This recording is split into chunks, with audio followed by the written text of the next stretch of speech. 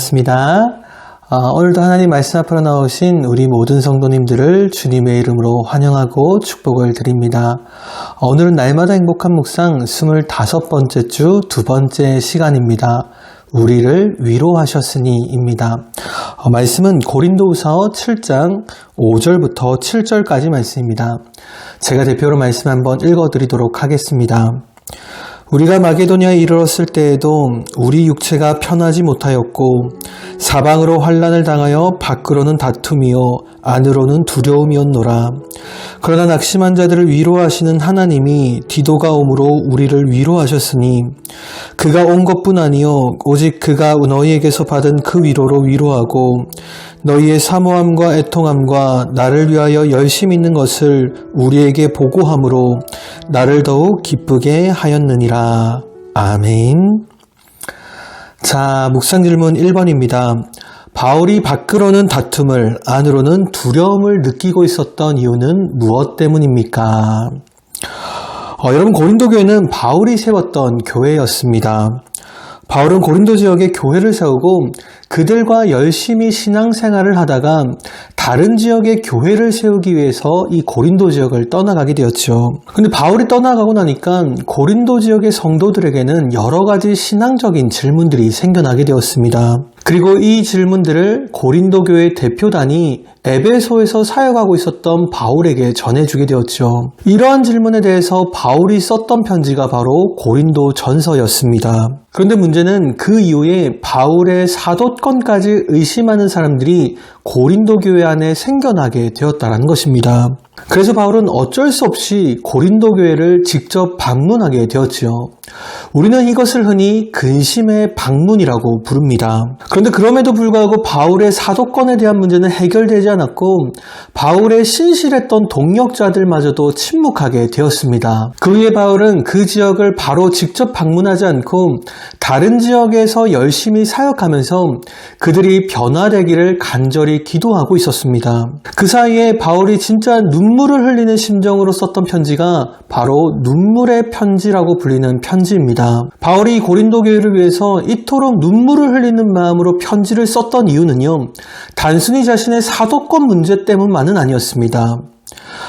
만약 지금 바울의 사도권이 무너진다면 자신이 전했던 복음마저도 무너질 수가 있었기 때문이지요. 그렇게 만약 지금 바울의 사도권이 무너진다면 바울이 복음을 전해서 세워졌던 이 마게도냐 교회들 전체에 영향을 미칠 수밖에 없는 상황이었습니다. 그렇게 바울은 디도를 통해서 고린도 교회에 편지를 보낸 이후에 마음을 졸이면서 그들의 반응을 기다리고 있었던 것이죠. 그런데 이러한 상황에서 바울이 있었던 에베소 지역에 폭동이 일어나게 돼서 바울은 어쩔 수 없이 에베소에서 마게도냐로 옮겨갈 수밖에 없었습니다. 그리고 바울은 드디어 이 마게도냐에서 그토록 기다리고 있었던 소식을 디도를 통해서 듣게 되었던 것이죠. 여러분, 그러한 상황에서 바울은 오늘 밖으로는 다툼을, 안으로는 두려움을 느끼고 있었다라고 이야기하고 있습니다. 여러분, 여기서 다툼이란 것은 에베소 지역에 있었던 다툼과 자신을 향한 모든 반대파들의 공격을 이야기하는 것입니다. 그리고 안으로 느끼고 있었던 두려움이란 것은 디도를 통해서 듣게 될 고린도 교회에 대한 소식을 말하는 것이었죠. 그들이 바울의 마음을 받아줄지 바울이 마음을 졸이면서 두려워하고 있었다는 것이죠. 자, 묵상 질문 2번입니다. 디도가 전해준 위로의 소식은 어떠한 것입니까? 여러분, 오늘 본문 6절을 보시면 낙심한 자들을 위로하시는 하나님이라고 기록되어져 있습니다. 여기서 낙심한 자들은 바울을 포함해서 모든 근심하고 낙심한 자들을 이야기하는 것이죠. 앞에서 이야기를 드렸지만 지금 바울은 고린도 교회 성도들의 반응을 기다리면서 근심하고 낙심하고 있는 상황이었습니다. 그리고 드디어 디도가 돌아와서 고린도 교회 성도들이 어떻게 반응했는지를 바울에게 전해주었죠. 여러분, 지금 디도가 전해준 소식은요, 대부분의 고린도 성도들이 진심으로 바울을 그리워하고 있고 그를 오해한 것을 회개하고 그에게 진심으로 미안해하고 있다는 것이었습니다. 심지어 반대파들에게 열렬히 바울을 변호하는 사람들도 있다는 것이었죠. 여러분, 이 소식이야말로 바울에게 진짜 위로가 되는 소식 아니겠습니까? 하나님은 낙심에 빠져 있었던 바울의 마음을 이렇게 위로해 주셨다는 것이죠. 여러분, 그런데 하나님은 바울만이 아니라 낙심한 모든 사람들을 위로해 주시는 분입니다. 실제로 오늘 본문에 기록된 이 낙심한 자들이라는 표현은요, 원어 성경에도 복수 형태로 기록되어져 있습니다. 즉 바울만이 아니라 낙심한 모든 믿는 자들을 하나님께서 위로해 주신다라는 것이죠. 자, 묵상 질문 3번입니다. 7절에서 바울이 더욱 기뻐하고 있는 이유는 무엇 때문입니까? 여러분 오늘 보면 7절을 보시면 바울이 기뻐하고 있는 세 가지의 이유가 등장하고 있습니다. 첫 번째는 디도가 돌아온 것 때문이었습니다. 그리고 두 번째는 그 디도가 전해주었던 고린도 교회에 대한 소식 때문이었죠. 그리고 세 번째는 디도가 고린도 교회에서 받았던 위로 때문이었습니다.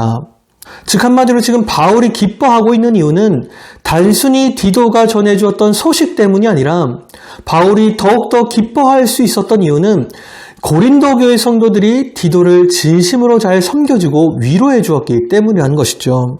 여러분 우리가 역사각을 보면 사신이 어떠한 메시지를 들고 가는 장면이 기록되어 있지 않습니까? 그런데 만약 그 메시지가 마음에 들지 않는다면 사신을 절대로 잘 대해주지 않습니다.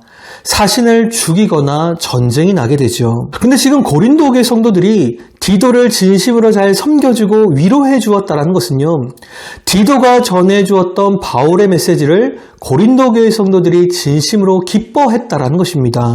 여러분 바울에게 있어서 이보다 더욱 기쁜 일이 어디 있겠습니까? 여러분 디도가 오기 전까지만 하더라도 바울의 마음은요 두려움으로 가득한 상황이었습니다. 하지만 하나님은 지금 바울의 마음을 위로해 주시고요, 그뿐 아니라 그의 마음을 낙심에서 기쁨으로 바꾸어 주셨다는 것이죠. 자, 사랑하는 성도 여러분, 여러분은 지금 혹시 낙심하고 있지는 않으십니까? 세상의 근심과 두려움들 때문에 여러분의 마음이 힘들고 낙심하고 있지는 않으십니까? 오늘도 내 앞에 놓여있는 수많은 어려운 문제들 앞에서 여러분들의 마음이 낙심되고 있지는 않냐라는 것이죠. 경제적인 문제, 건강의 문제, 가정의 문제, 직장의 문제 앞에서 여러분들의 마음이 혹시 낙심되고 있는 분들이 있지는 않으십니까? 만약 그러한 분들이 있다면 오늘 여러분들의 삶에 하나님의 위로하심이 있기를 진심으로 축복을 드립니다. 하나님은 디도를 통해서 바울을 위로해 주셨던 것처럼 성령님을 통해서 반드시 여러분들을 위로해 주실 것입니다.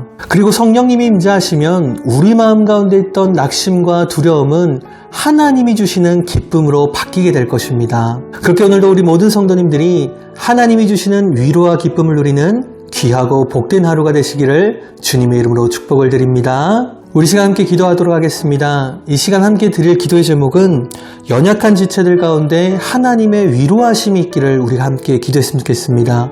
우리 시간 함께 기도하도록 하겠습니다. 하나님 아버지 은혜를 감사를 드립니다. 주님 우리 교회 가운데 마음이 연약하고 낙심되는 지체들이 있습니다.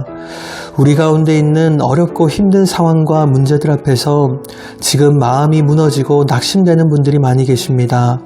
건강의 문제 앞에서 또 경제적인 문제 앞에서 가정의 문제 앞에서 수많은 내 삶의 문제들 앞에서 마음이 낙심되는 분들이 많이 계십니다. 지금 이 시간 간절히 소망하는 것은 그 모든 지체들 가운데 오늘 디도를 통해서 바울을 위로하셨던 그 하나님의 위로하심이 있기를 간절히 소망합니다. 주님 이 시간 그 모든 지체들 가운데 성령을 보내주셔서 정말 그 마음 가운데 있는 낙심과 두려움이 하나님이 주시는 기쁨으로 변화될 수 있도록 주여 이 시간 우리를 성령으로 충만하게 채워 주옵소서. 살아계신 예수 그리스도의 이름으로 기도드리옵나이다. 아멘.